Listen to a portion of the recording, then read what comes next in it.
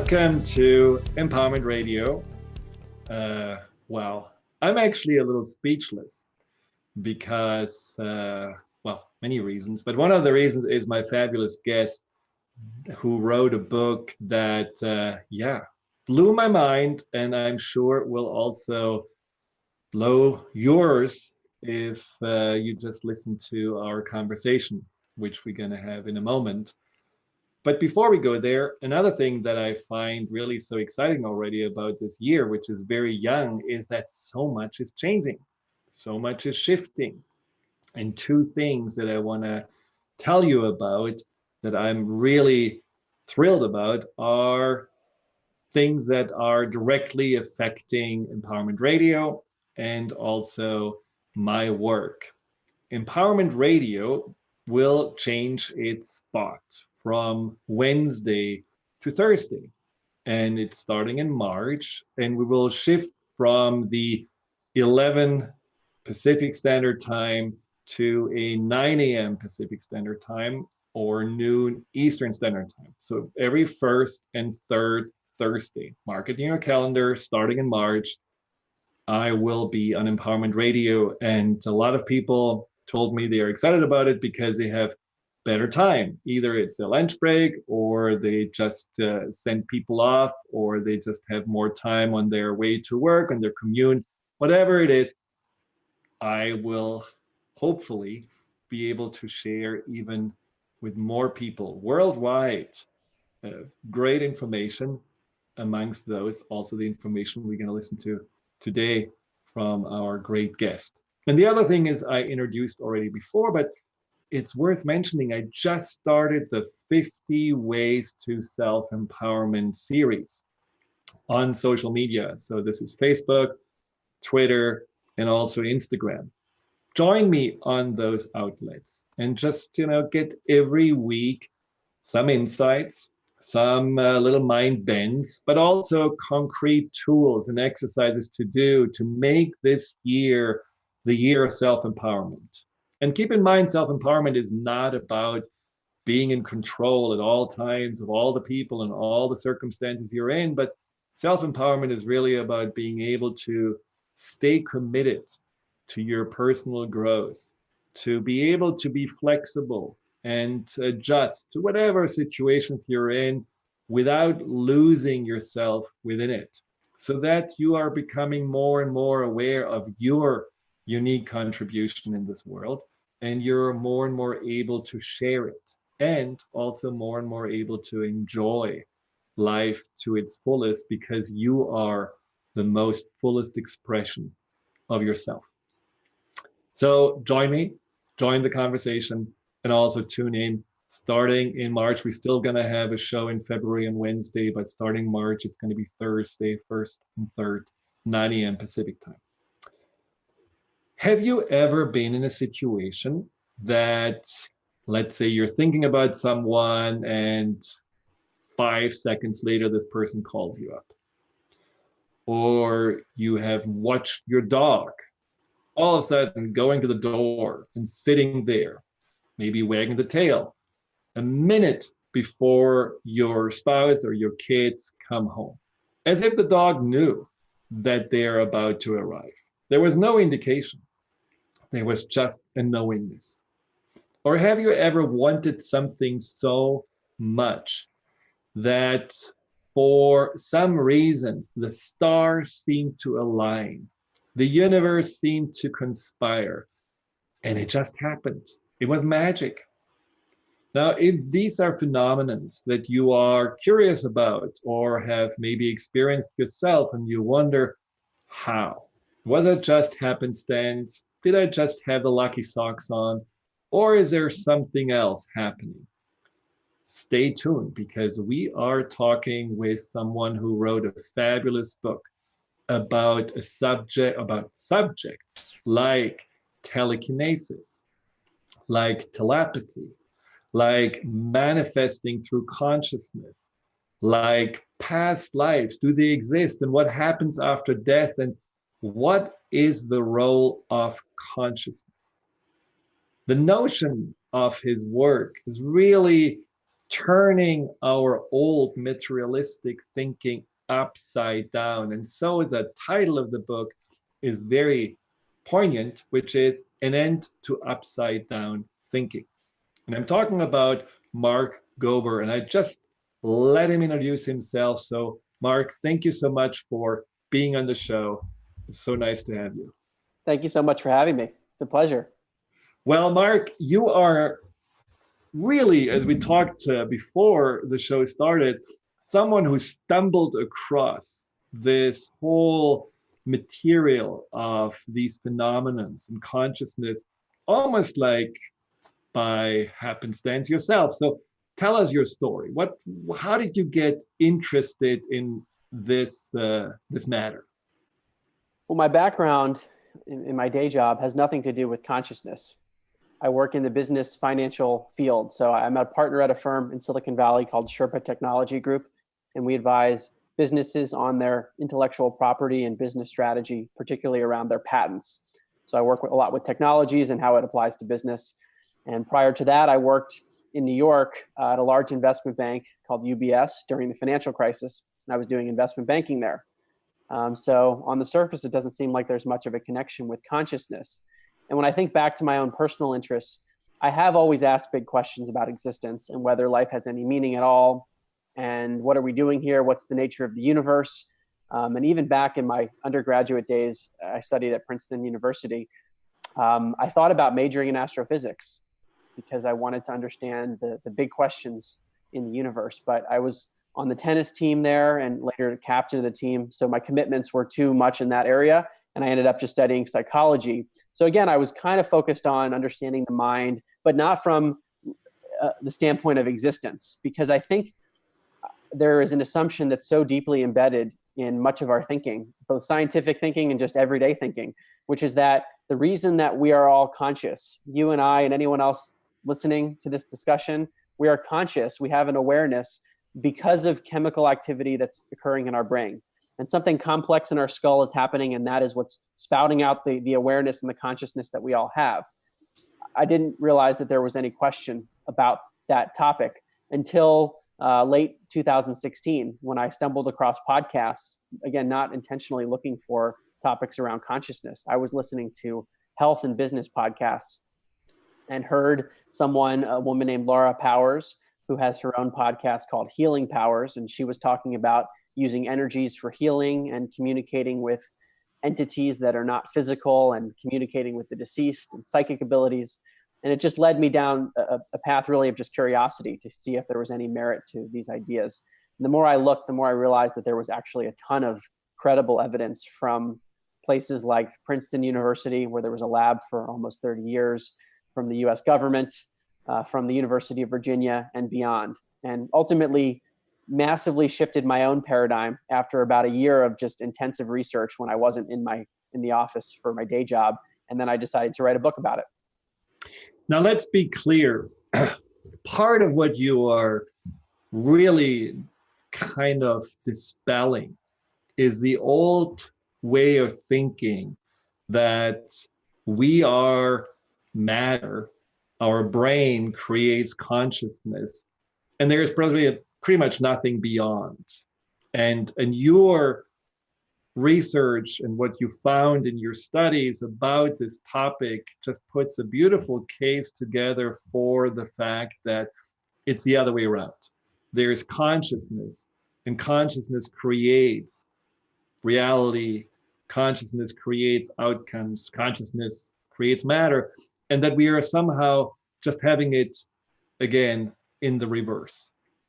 So my question is, why is this not something that, I mean, I read these quotes from Nobel Prize winners and physicists and famous people that were absolutely buying into this notion. Yes, consciousness exists and we are all a part of it, which is part of, that what you're describing. Why is it not more mainstream? What is the challenge? Why are we holding on to this Newtonian idea of cause and effect, and we are not really turning it upside down? Well, I think like with any paradigm, it takes time for things to shift. And this is one example. We've seen many throughout history. One that I love to talk about is germ theory, where it used to be heretical to say that microscopic organisms like bacteria could make you sick or even kill you. I mean, before we had the microscope, that seemed like a ludicrous idea. So we have many examples throughout scientific history where there's an old entrenched way of thinking that is based on the common sense thinking of the time, and then some new way of thinking comes along. So I think that's where we are right now. But the difference is that we do have clear evidence. We do have the microscopes that show in these, ways of these experiments that you're describing, that these phenomena exist. I mean, there are in your book wonderful experiments about, for example, being able to predict the future, like with these random machines. And we're going to talk more about this. So why are these clear and very logical experiments dismissed? Is there a fear, maybe? Yeah, I do think there is a fear, and I think that there is a reluctance to look at much of the evidence that you just mentioned and the evidence that I provided in my book, because it challenges the mainstream thinking. So in many cases, and I talk about this in the book, people will say, I've asked the debunkers to explain to me why the evidence is no good. And many of them said they haven't even looked at it. So it's hard for the paradigms to shift, especially in the education and academic communities, where those are very influential communities in terms of societal thinking. And right.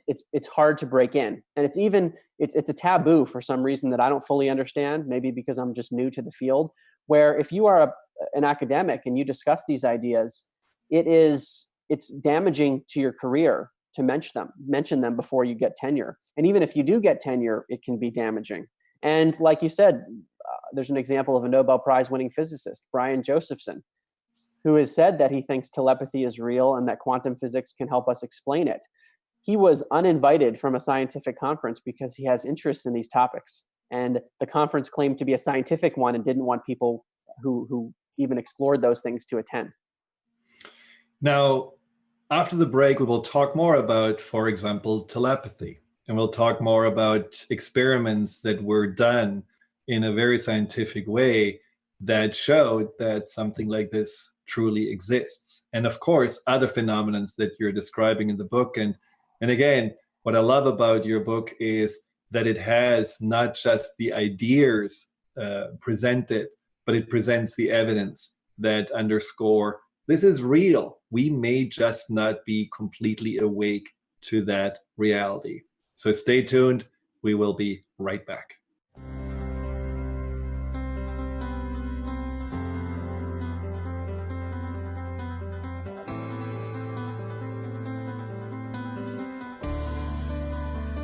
Welcome back to Empowerment Radio. We are blowing our minds by thinking the end of upside down thinking with Mark Gober, who talks about just these phenomena that we may have seen in the good old days on the Twilight Zone show, but they actually are real. And one of them is telekinesis. And I want to ask you, Mark, tell us more about the experiments that were made and maybe the one that blew your mind the most. What something that you found like, wow, I didn't know that this really was possible?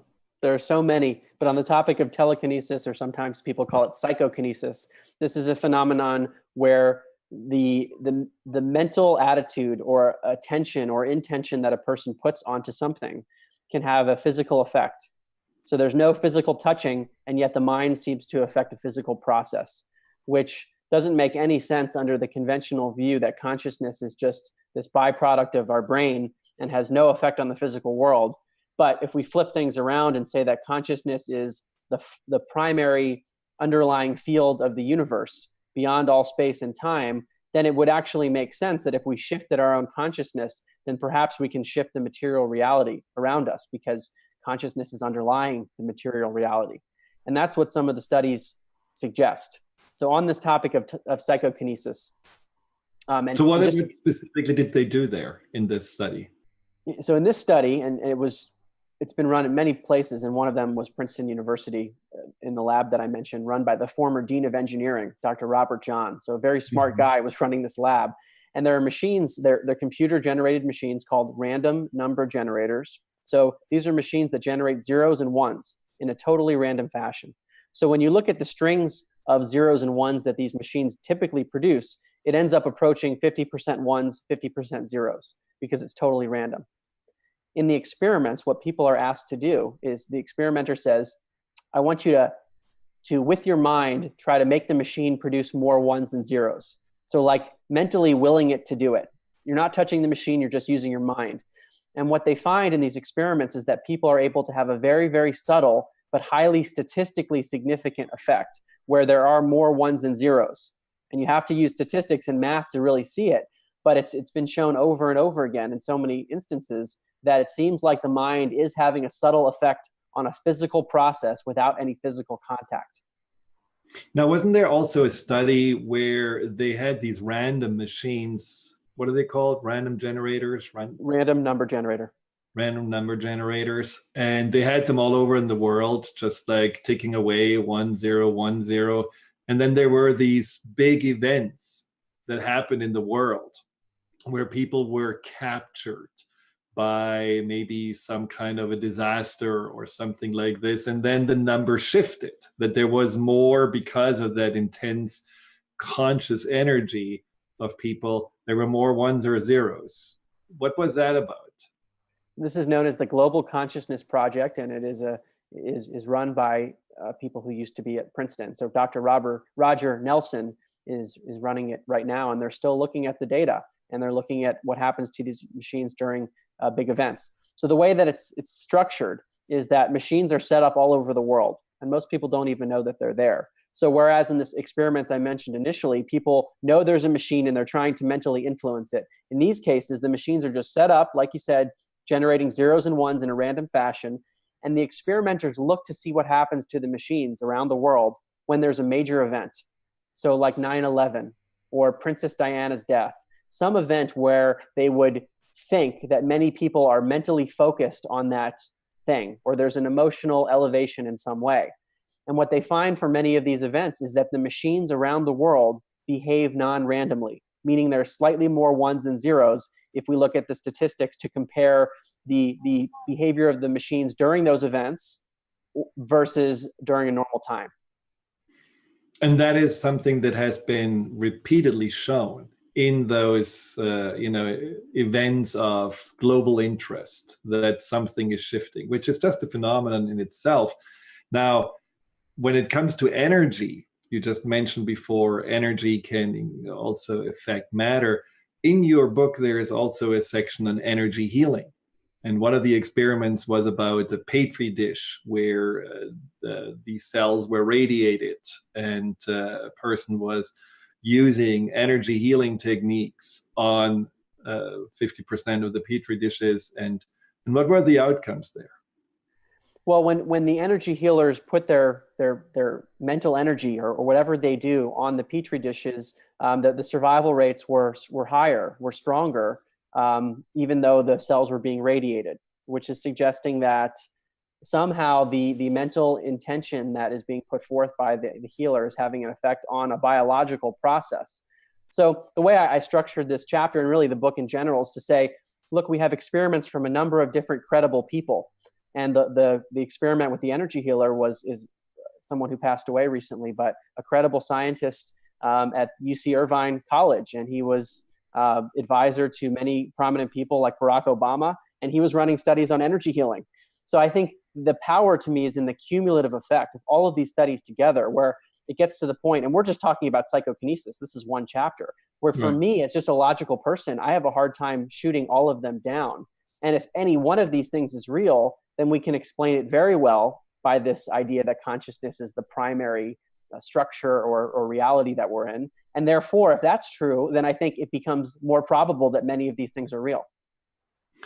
Now, what you say when you heard about these phenomenons like energy healing and also telekinesis, that something inside of you also made you wonder, so how can I use this? Do I have the ability as well to use my mind and my energy to change something? And would you say in general, we all have more of that potential than we really give ourselves credit or are told that we have. The way I think about the human in general now is that we all have these abilities, and they're not really powers. We call them powers because in modern society, they're not supported as being real, so they seem like supernatural. But if we view the brain, again, not as the producer of consciousness, but rather being more like an antenna receiver, or I think a more precise metaphor is to call the brain a filtering mechanism, where consciousness exists well beyond the body, non-locally to the body, and the brain actually limits what we perceive. So that applies to anyone, any being with a brain, any living being has that filtering mechanism in their brain. It's a matter of unlocking it and learning how to work with it. So I do think that we all have the abilities, and sometimes they're very subtle, like with the random number generator machines. It's a very small effect that you need mathematics to detect, and sometimes the effects are bigger. So for me, I think, yeah, there was a lot of curiosity as to how I might be able to use these things. But then the next step came very quickly, which is, well, what is the meaning of life? And those are things that we can get into. And how do these powers fit in? So does it really matter if I can affect a machine or affect a biological system with my mind? What is the broader purpose of doing something like that? Very good question. Now, if you have questions for Mark, call 1-800-930-2819. That's again, 1-800-930-2819. Or you can also enter a question into the chat box of Transformation Talk Radio. Well, these are very important and mind-blowing considerations that you can actually, just by unfiltering your brain, tap into that consciousness. Now, what I loved also about one chapter in the book was how it described consciousness with the stream and the whirlpool. And this was a metaphor that made sense, because I think some of the listeners who don't really know this matter think, okay, here's some people talking about something and they're obviously on crack or taking psychedelics or something like this, because I have no idea what they're talking about. So talk about this metaphor with the stream and the whirlpools, because I feel like it's something very tangible we can really see us being a part of. This is a metaphor that I borrowed from Dr. Bernardo Kastrup, who's a philosopher who also thinks that consciousness is the primary structure of reality. And he says in his book, which is called, by the way, Why Materialism is Baloney. Materialism is the idea that the brain and matter create consciousness. So he's very much in this camp of consciousness first. But he says, imagine that all of reality is like a stream of water, where water represents consciousness. And each of us is like a whirlpool within that stream, meaning we have delineations that separate us within the stream, but we're all fundamentally made of water. We're all interconnected in the same stream of consciousness. So we have an individuated experience because we're in a whirlpool, so to speak, but we're not actually separate, and that consciousness kind of flows all over the place. So it would be possible in theory for the water from one whirlpool to get into the water of another whirlpool if there was kind of an opening in either one. And that would be like a telepathic or a psychic ability, where consciousness from one enters the consciousness of another. So this is just all to say that this model where consciousness is primary predicts that psychic abilities would be real. It wouldn't say that those things are paranormal. It would say, yeah, we would expect that.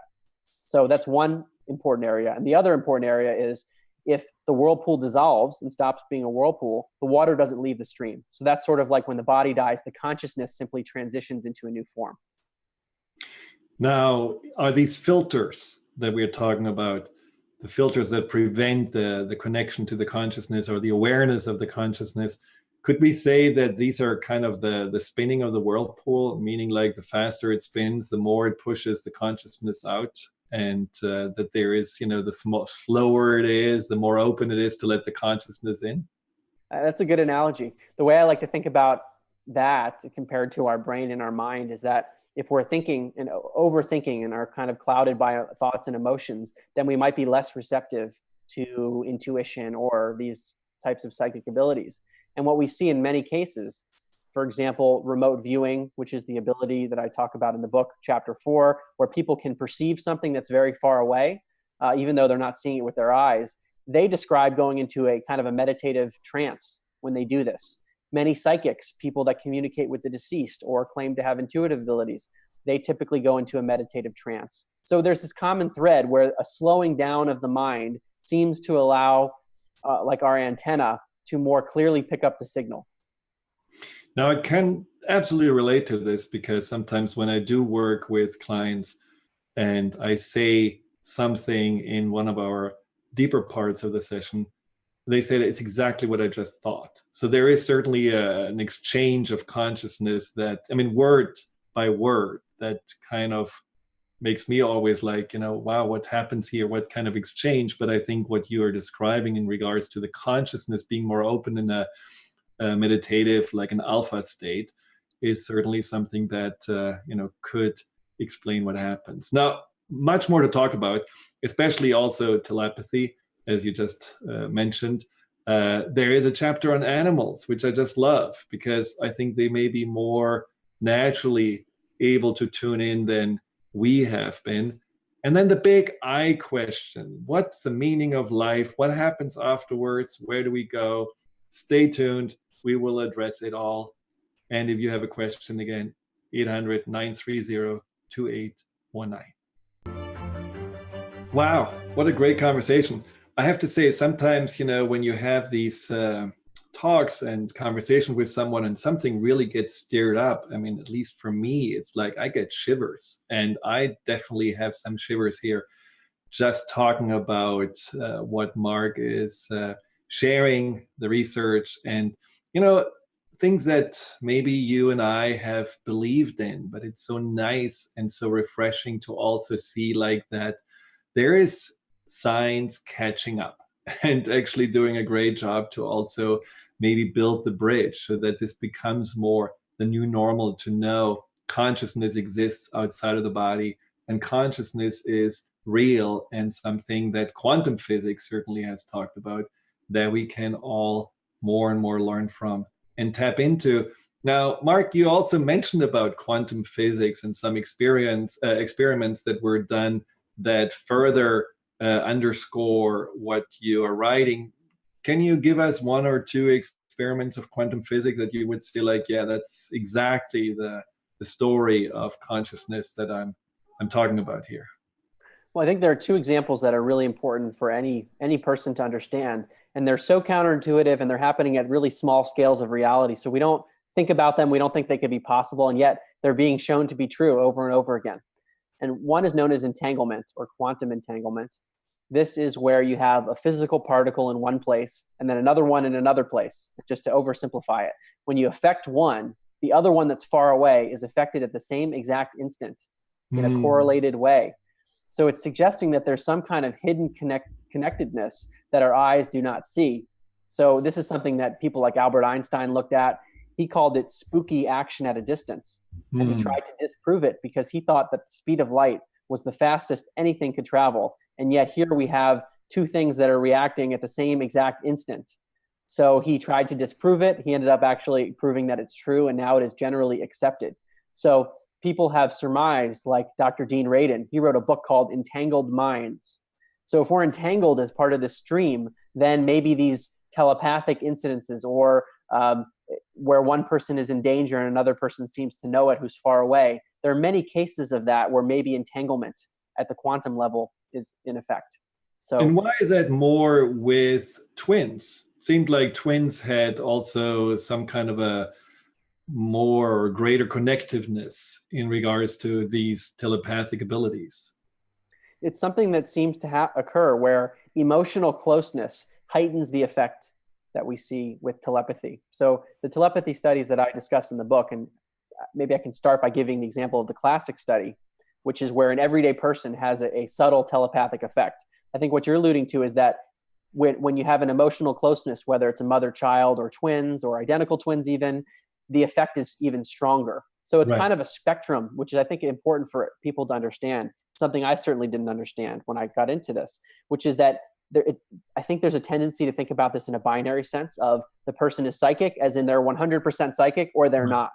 Right. The effects, however, are not like that. It's beyond chance effects, where it's just statistical, where it's like if we expected things to go according to chance in the study that I'm about to explain, we would get 25%, and yet we get 32%.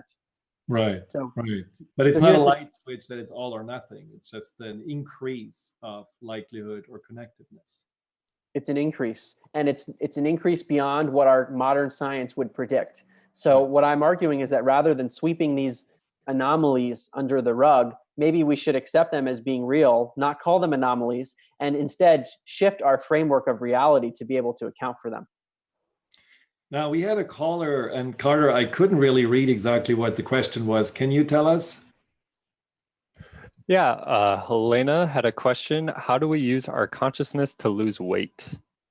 That's an excellent question. I'm sure it kind of stuns you for a second, Mark. So what's your answer? Is there any Well, studies about that? it's really funny that Helena asked that, because I was just listening to a tape by Dr. David Hawkins, who I reference in the book, and he's someone who has reached very high states of consciousness. He passed away a few years ago, but he reached states that are similar to what people talk about in the near-death experience, or sometimes people who are meditators like this kind of totally unlock their filter, and they experience this broader reality that typically it might take a psychedelic to achieve, but he achieved it naturally. But he was also a psychiatrist, and one of his tapes talks about weight loss as it applies to these principles. So for him, it's about the concept of letting go of the cravingness of eating. So it's shifting the consciousness that we have towards eating, and kind of not being attached to needing the food, but rather treating it as just a part of life rather than just being totally attached to the outcome.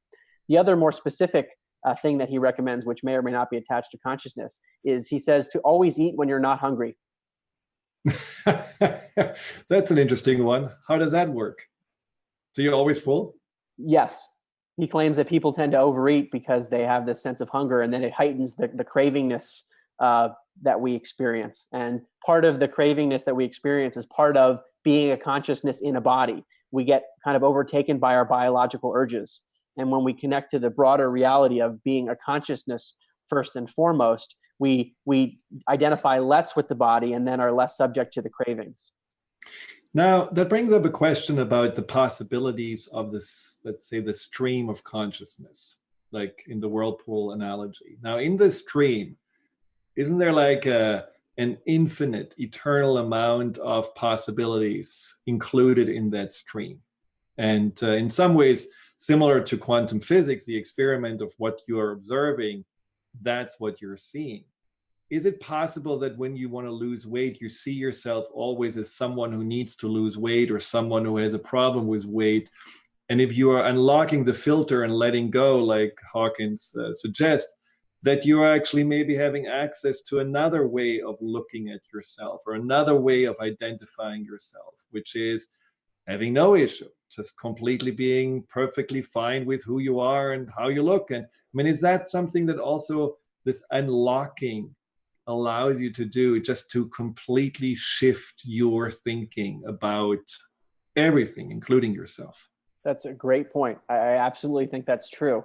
And it's a letting go of basically old programming that might come from childhood or from who knows where, epigenetics, past lives. There are many reasons that we might have a program to have a perception from a certain perspective. And when we examine that perspective from an objective point of view, we might say, wow, that's really just an assumption I have about myself or about reality. So when we break it and unlock the filter and kind of open ourselves up to broader possibilities, maybe we let go of some of those old patterns. Now, when you talk about the consciousness, you also talked before about that.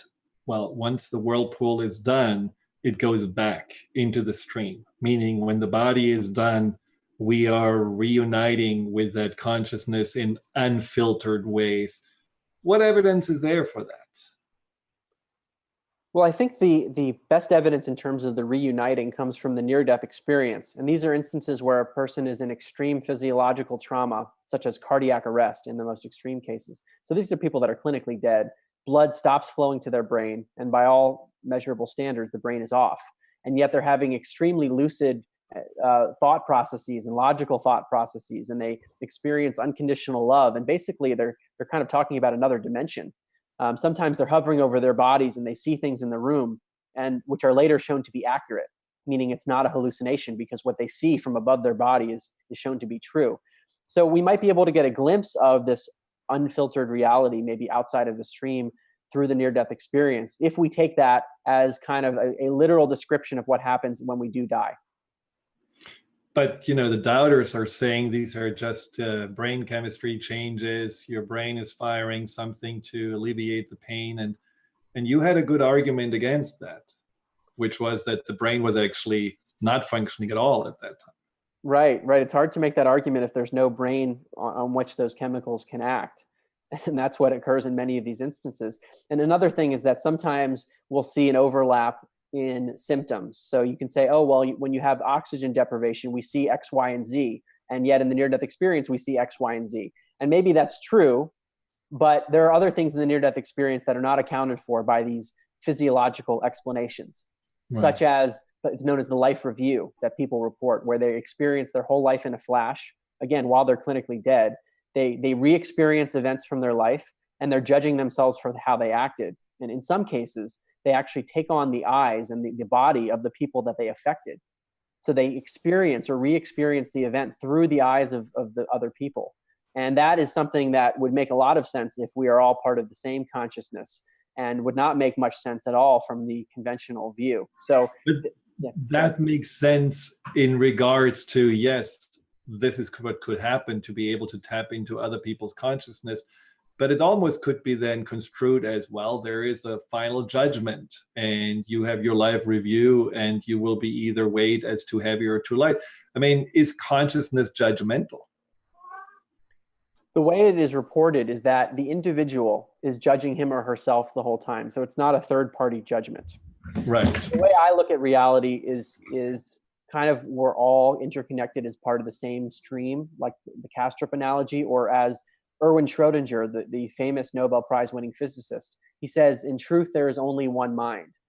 So in a sense, the individual is judging him or herself, but that individual is part of the greater whole. So it's like a self-judgment, and it's almost, it resembles like school in a way, as an analogy. That's the way people kind of describe it when they come back, is that we seem to be here learning how to interact with one another, and then we see how we did during the life review, to oversimplify things. Right.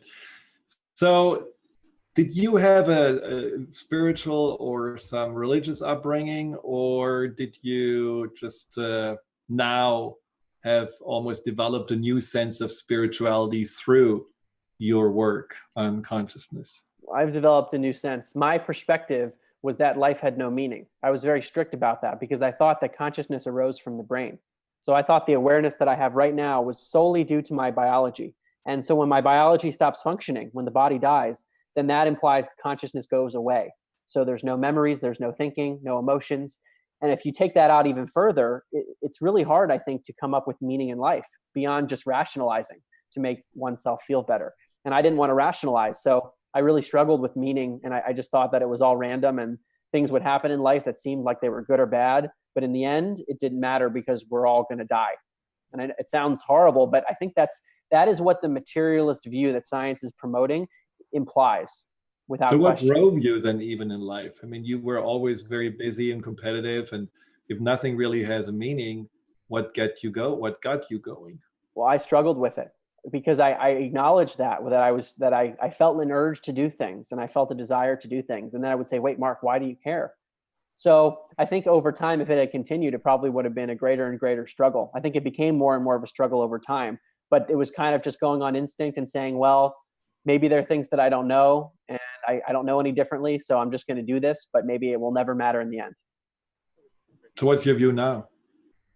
My view now is that the body seems to be like a temporary stop for consciousness. It's like a vehicle of experience. So I do think that there is some meaning, at least in the sense that consciousness seems to continue beyond bodily functioning. So that alone is more meaning than what I thought before. But I think if we go to the life review, that's a really powerful idea if it's a real thing and not just a hallucination, where people are re-experiencing events through the lenses of other people. And actually, in some cases, you can have an indirect experience where there was a case of someone who blew up people in Vietnam, and in his life review experienced the pain of one of the mothers of someone that he blew up. So it's this interconnectivity that we seem to be a part of, and it's almost a test, I'm not sure, of how we can interact with ourself, even though we are veiled and feel like we're separate from one another. Now, you also mentioned that there's evidence for past lives. That means like you would basically take pieces of this stream of consciousness from other lifetimes with you into this lifetime, and then maybe make up for it or have another go around, or how is that explained? Well, I would have just said that reincarnation doesn't make any sense before I started my research. Because again, if you think consciousness is confined to our brain, then it doesn't make sense. How could it be recycled? But if we're part of this stream, then it's like one whirlpool dissolves into the broader stream and then is recycled into a new whirlpool. And maybe it has some water from another whirlpool and some from one from another, and it's a combination, but it's a recycling almost. There is, in fact, evidence for it, and I think it's pretty strong. It comes from the University of Virginia, over 50 years of research at their Division of Perceptual Studies at the medical school. So this is a credible institution with people like Dr. Jim Tucker and Dr. Ian Stevenson, who have examined over 2,500 cases of children who are usually between the ages of 2 and 5 in that neighborhood, who are spontaneously talking about a life that is not theirs in such vivid detail that in some cases the researchers can find medical records or historical records that match the very specific person that the child is describing. I mean, Brian Weiss' work about past life regression, certainly also something that is fascinating in this regard. And I do work with clients also on past lives, whether it's a concept or not, but it's something that really is to them very real, very vivid, and makes a lot of sense. And it is also, when you resolve something from that old consciousness, has often a ripple effect into this life. So it's a very fascinating and in some ways untapped subject. But the bigger question that I have is, if there is consciousness with all these wonderful, recycling abilities and so on, what's the purpose of consciousness? What is it for? Yeah. I think when we get into questions like that, which are really why questions, why does consciousness exist at all? It is perhaps difficult or impossible for the human mind with all of our limitations to come up with an answer that is comprehensible. So the best answer that I can give after all the research I've done is that it seems to be that consciousness simply exists beyond all space and time without any primary cause. It simply is. And it seems like one of the properties of consciousness, in addition to things like unconditional love that people experience when the filter is unlocked, I think that's part of it. But it seems like consciousness has a property of evolution, where it's like a constant growth. Why? I have no idea, but it's something that comes up over and over again, where it makes me think that it's just an innate property.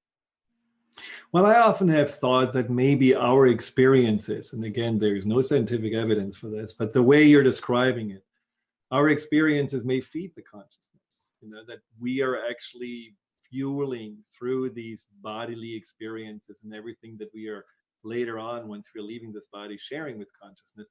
We are fueling this stream with new information, with new possibilities, with new insights. Now, again, is this consciousness the equivalent of God? What is this consciousness, beginning and end? We certainly don't know, but in your book, what really made me dizzy was your idea about the I. And I know we don't have a lot of time left, but let's our mind spin a little bit around the I. What is the I? Okay, so when I say I, like I am speaking to you, what is that I? That's what I call consciousness. And again, the old paradigm, what I call the old paradigm, it's the mainstream paradigm of materialism. That sense of identity, that sense of I, is just from brain activity. But I spend a whole book showing evidence suggesting that it's not from brain activity, that consciousness is in fact primary. And that makes us re-examine our own identity. When I say that I am speaking to you, what is that I? It's not something physical. I can't touch it, right? So what is it? And I go through an exercise that was inspired by Rupert Spira, who is I think an incredible philosopher of our time, who really does some deep introspective exercises on examining that I, because it experiences everything in our life.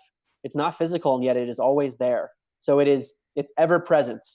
That's one property of this I that we have. You can't think of an instance where it wasn't there. It's always there.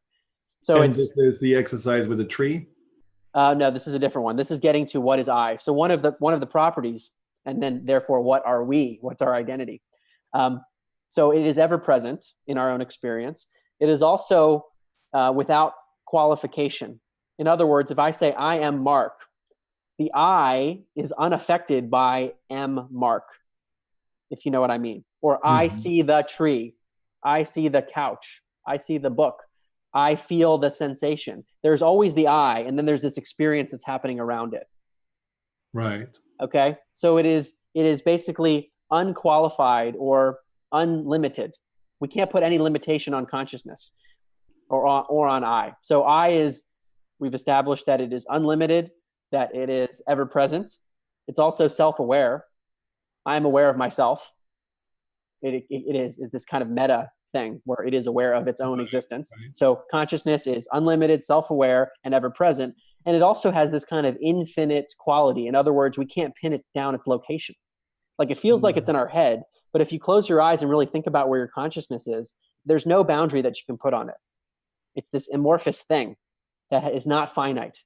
So in that sense, we could call it infinite without border.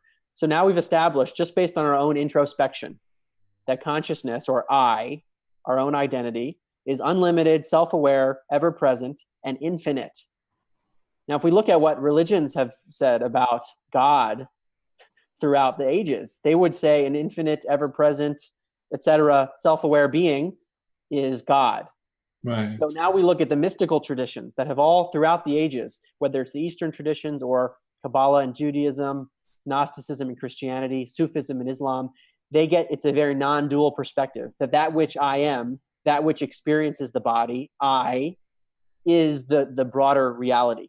So Rumi, the Sufi mystic, he said something along the lines of, I searched for God and I only found myself.